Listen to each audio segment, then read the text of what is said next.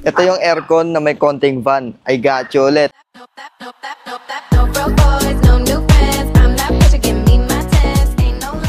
Itong van na to, 15-seater siya. Kasyang-kasya ang family, pati ang extended family. So this is the 2023 Nissan Urban NV350 manual transmission exterior-wise. Fresh original paint at 15 inches stainless, mga kapalang tires. At dito naman sa harap, halogen headlight, wala siyang fog lamps pero pwede mong lagyan at functional grille. At sa pinakalikod, orig pa yung mga lens niya sa trunk.